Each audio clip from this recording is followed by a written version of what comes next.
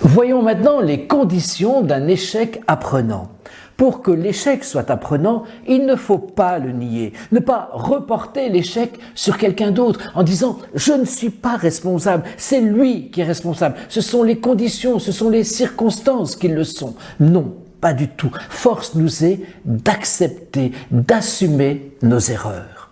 Pour que l'échec soit apprenant, il faut croire aussi en ses capacités, en ses compétences. Il s'agit également de percevoir la différence entre « j'ai raté » et « je suis un raté ». Ce n'est pas du tout la même chose, bien sûr. Il ne faut pas du tout s'identifier avec son échec. Un échec ne dit rien de notre personnalité profonde. Nous sommes infiniment plus que cette erreur. Nous sommes infiniment plus que ces erreurs commises. Bien sûr, nous sommes tous pétris par le regard des autres, par la peur de décevoir.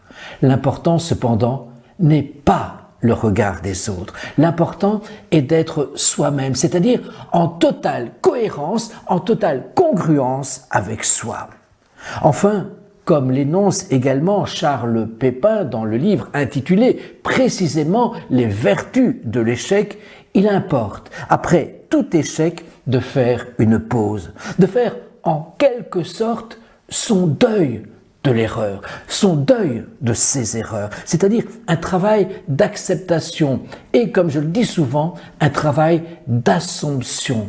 Assomption, ce substantif est dérivé du verbe assumer. Lorsque j'assume les choses, lorsque j'accepte les choses, j'en fais l'assomption. Je fais véritablement une assomption d'elle-même, je m'élève au-dessus d'elle. Je les dépasse, en d'autres termes encore, je les surmonte, je ne les contourne pas, je ne les élude pas, je ne les évite pas.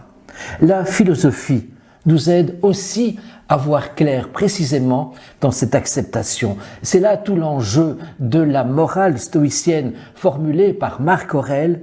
Donne-moi la force d'accepter avec sérénité ce que je ne peux changer, le courage de changer les choses qui peuvent l'être et la sagesse d'en voir la différence. En d'autres termes, il s'agit de ne pas perdre une énergie folle dans les choses sur lesquelles je n'ai aucune prise.